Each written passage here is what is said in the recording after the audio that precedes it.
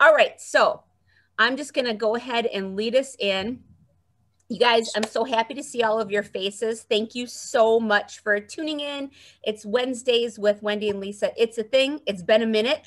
Lisa and I took some time to work on our team and kind of get more acquainted with the new pay points and the way that things are working with our new compensation plan. And Lisa had some runners on her team. I've got some runners going. And so we took some time to work on our team, and Lisa's had some back issues, but we're on the way to mending there. So hopefully we'll be more consistent with Wednesdays with Wendy and Lisa. And I'm just so thankful that you guys hopped on tonight. So I am not going to chat a lot. I'm not going to do announcements because I do really want to get right into what Tom has to say. Our special guest tonight is Tom Frey. He's going to have some tips for us. And I know he's been planning this since before his daughter got married last weekend. So he is raring and ready to go. So Tom, I'm just going to turn it over to you right away. Thank you so very much for hopping on this call. You're welcome. Thanks for having me, Wendy and Lisa. And the funny thing is, I have been planning this for about a little over 2 weeks, but until Lisa messaged me yesterday, was it yesterday or was it today? Yesterday, I was like totally out of it, not thinking, because yeah, Chris and I just married off our first child, which is part of marrying her off was kind of crazy because she's simple. But when she says she's simple, that means she's really complex. So this simple wedding was fairly crazy, but I had notes down. I went through them tonight, and I just want to share with you a little bit about what I learned recently. Just 2 weeks ago, we had training at my office from a company called Sage Presence. And what they do is they are a company that is actually a bunch of former theater trainers. So they taught acting. They taught people how to act the right way. And then they found out that in their acting classes, they had a lot of FBI and CIA agents showing up. So they started training FBI and CIA agents to come in and how to be undercover detectives and how to go into undercover work in other countries and how to actually show up and be the person that they were planning to be. So if they got interrogated, they know how to hold that story. And then what they found out is they had a lot of architects and engineers and construction managers showing up in their classes, because as architects and engineers, which that's the profession I'm in, we are not really good at this type of thing of presenting. We're really good at doing the work that we do, but when it comes to selling and presenting, we're not overly crazy good at it, because that's not what we went to business for. So we had this group in back just before COVID hit, and to do in-person interviewing and how to train you how to do in-person interviewing at Fest. And then they developed and went back to their old stuff of how do we teach people to interview online the best? How do we teach them to talk to the camera? So that's a little bit what I'm going to share. This is an hour-and-a-half item that I'm going to do my best to condense down into about 10 to 15 minutes here, and then I'll let you ask questions. But hold on one second. I got to get rid of a dog. Hey, can you turn that down? Don't kill him, Tom.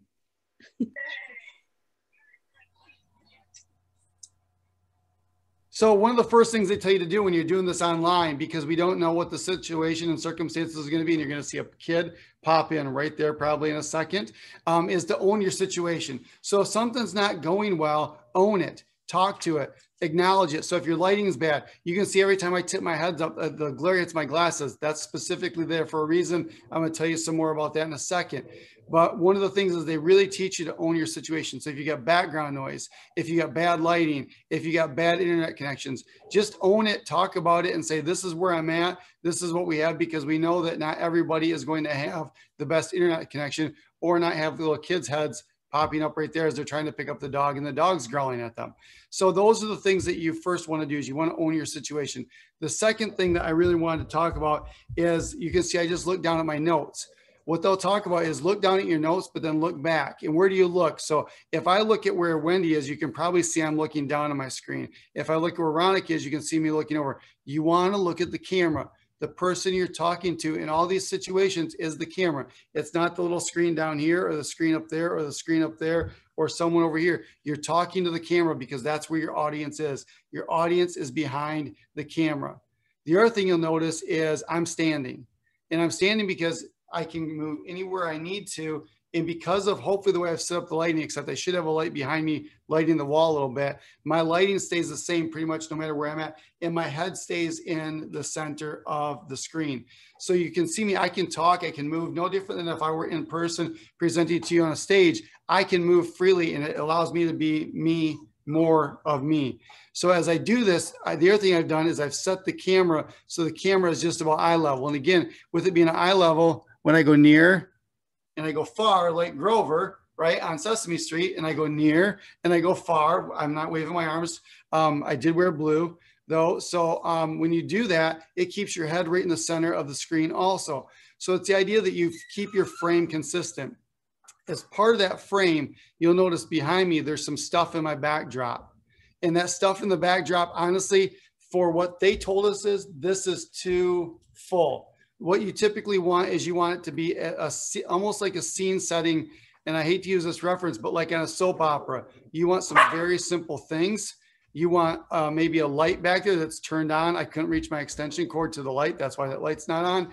And something else on the other side, whether it's a plant, a bookshelf, something along those lines. This is probably too busy for what they would say, but it was a setup I had tonight that I could jump into quick, and it worked out well to kind of give you an example of what those different things might be. The other side of it is they talk about lighting. You can see where when I tip my head up, what do you see in my glasses? You see my selfie light, right? So again, you want your lighting, if you can, to be at an angle or at a height. So I could slide my lighting around maybe, but that cord's a little short too. I could slide my lighting around. Oh, now I just unplugged it. So now you can see without my lighting, what happens? I fade in and out differently, right? And my background changes. So when I'm face lit, it comes back on. So I'm gonna light it back up.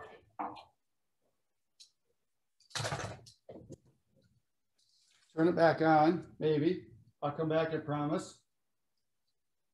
And the other thing is with these selfie lights, the really cool thing is you can pick different tones. So I've got the nice warm light tone, but see if I go over here, you can see it if I go back here. So you want to get at that angle, and maybe it's a little bit higher, maybe it's a little bit lower. But the idea is the selfie lights are not really good for selfies, because if you think about it, when you're taking a selfie and you've got that camera on that light stand, what happens? It happens that camera is right in the middle of that light. And what's in the middle of that light, it is going to shine on your face. And if you got glasses on, it's going to reflect. So they want the light over and up for you if you have glasses on, so that you're not getting the same angle back at the camera from your glasses. The other thing they mentioned is you can actually get anti-glare coating on both lenses of your glasses, so that when you're in the screen light, like it's funny because sometimes if your computer is bright and you're in a dark room, you'll get the reflection of your off your computer screen on your glasses. So what they said is when you get glasses, if we're going to stay in this virtual world, to get the anti-glare coating put on both sides of your lenses, and it will completely eliminate that selfie light or the computer screen light reflecting back on you. One other thing too, when you're talking to the camera, the idea is, I'm gonna make Wendy help me out here a second. Wendy, I want you to think about someone that you really, really appreciate. So I'll give you a minute to think about that. Think about someone you really appreciate. In a minute, you're going to tell us about that person, okay?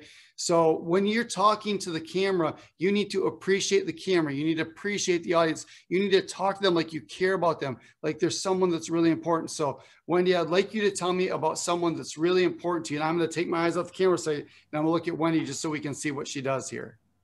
That's easy. It's my parents' 59th wedding anniversary today. And I can't tell you enough about how much I appreciate my parents. They are the most selfless, loving, amazing, generous, kind. I could go on and on. People on the planet. It does not ever matter at 51 years old. If I ask them for something, the answer is always yes. And if it's no, the reason always 100% makes sense. They're the best people I know.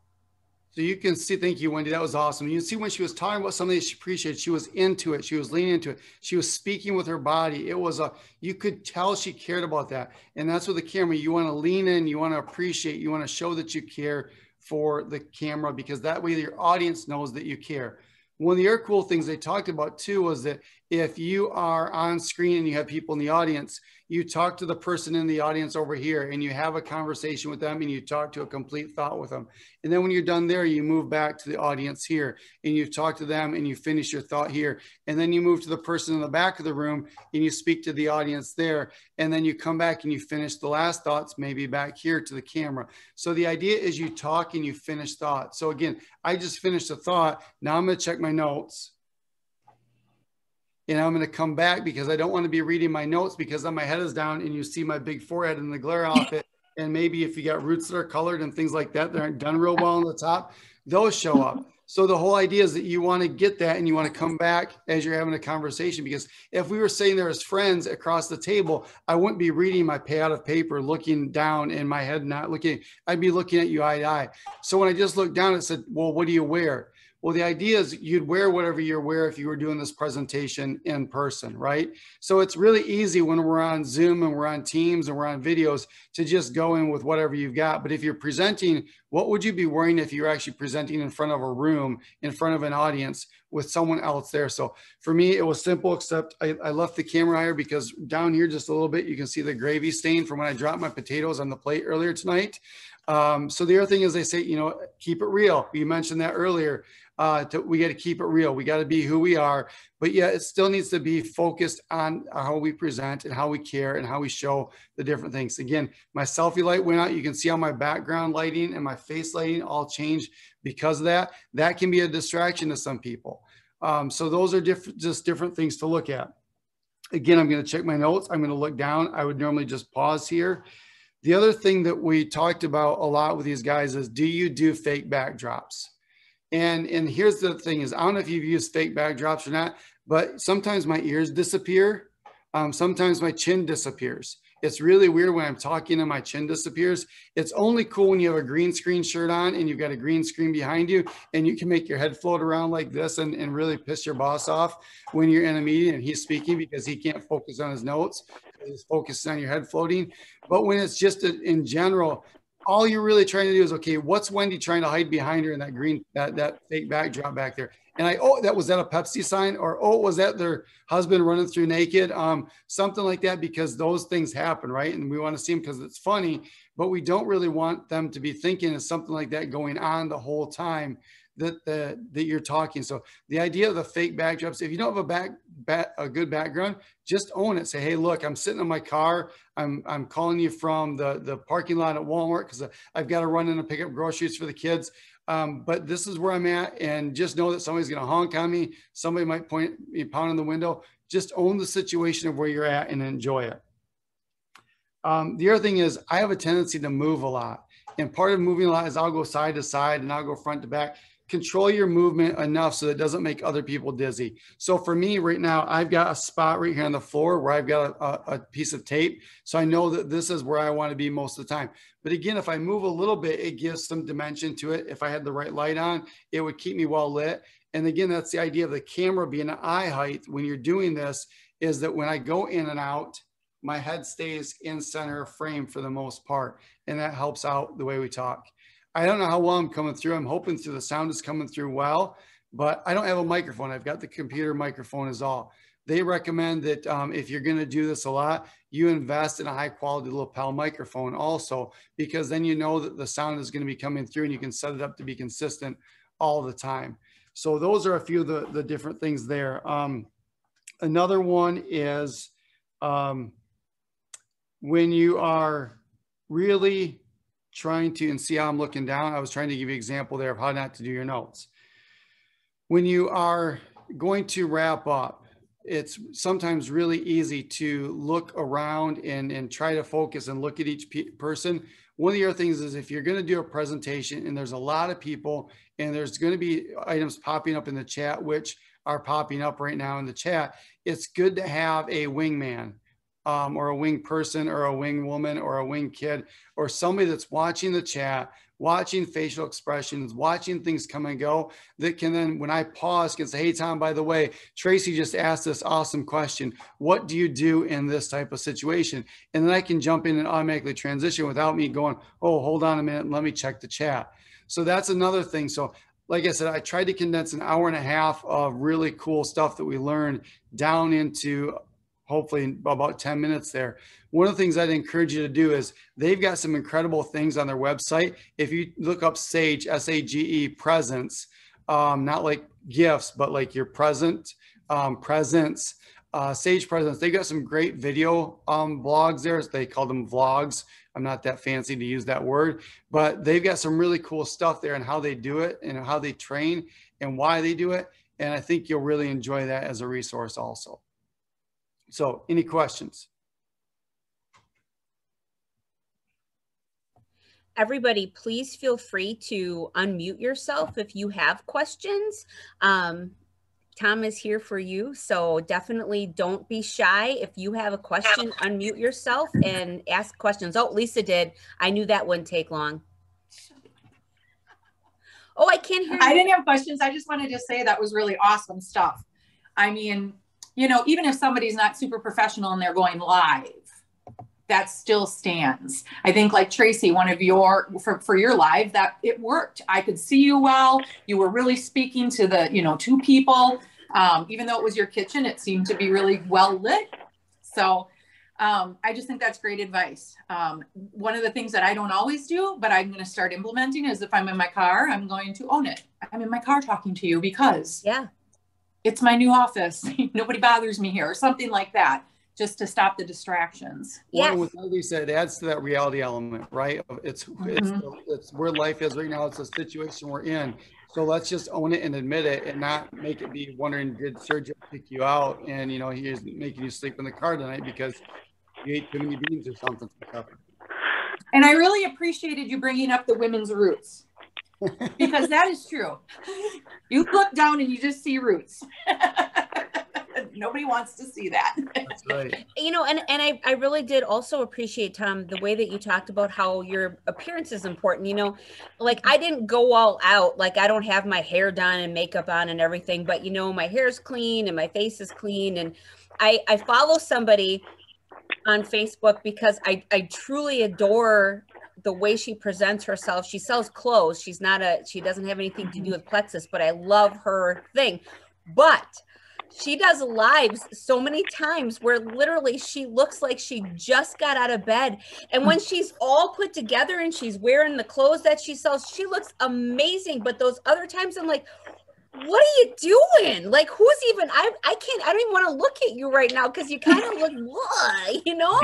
And so I do think that that's important. And the other thing that you said, Corey's psychiatrist, she's from Florida. And so we do Zooms with her and she uses this beach background. It's so annoying because she disappears all the time. And it's like, you're a professional and we get it. You live in Florida. Good on you, mate. But like, seriously, stop it with the background. I hate it. I do. And so that's an absolutely really good point.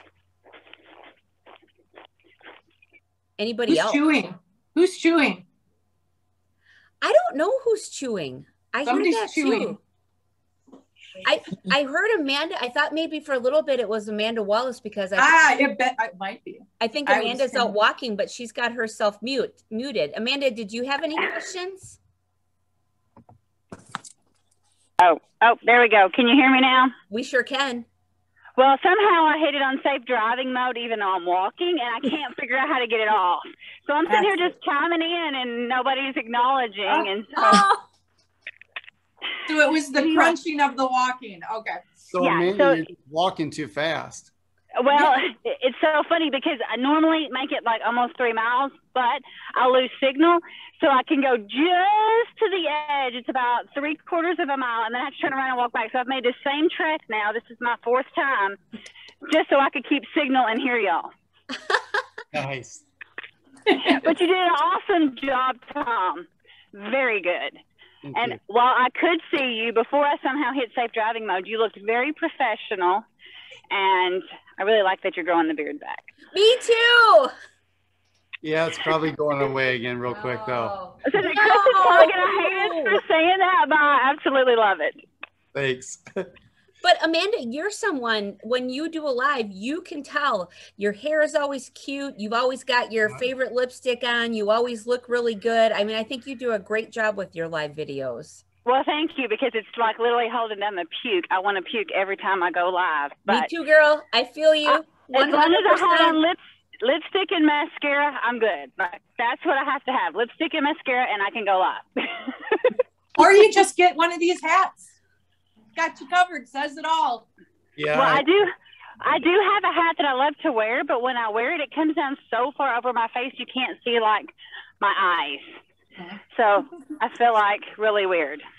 So, I mean, Tom, I really like the lighting and all of that. Like a lot of times, you know, it's like, oh, I got a selfie light. Well, now we actually earned through Plexus. We have 2 more coming.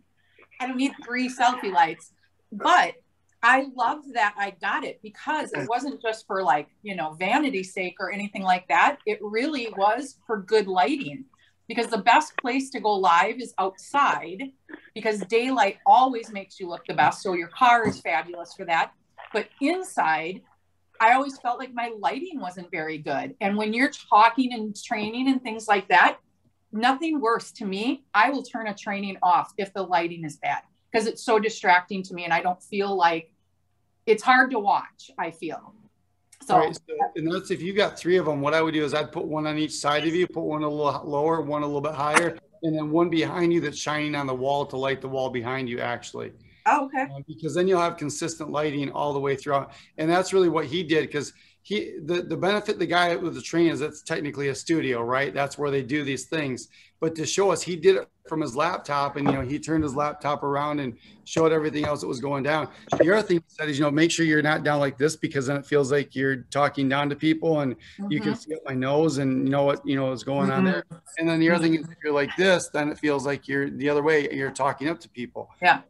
He's been on film for over 30 years too, and teaching people. And the same thing with lighting is, make sure your lighting is not coming from too much below, because then you look like an evil person.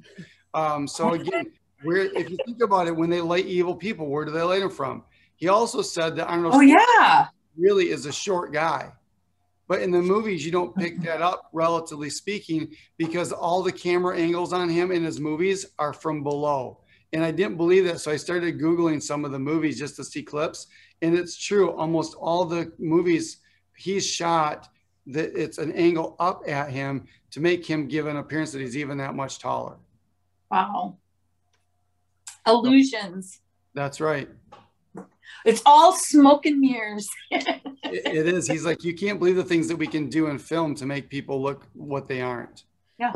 Well, think about commercials. I mean, commercials are always spot on with all of those things, because they have a short amount of time to keep somebody's attention. So it's kind of like what we do too, with, you know, Facebook stories and things like that. Right.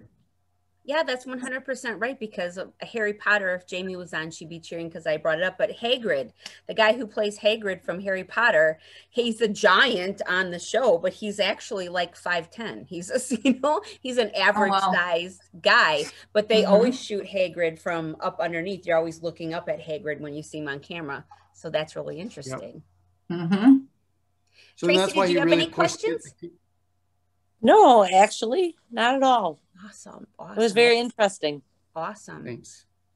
Anybody and else? That's why they talk about getting that camera up at eye level, because then you relate to whoever you're talking to regardless. And I have to say, connection is the most important. Oh, go ahead, Lisa. I'm sorry. Just connecting is the most important thing in our line of work, you know, and what we do.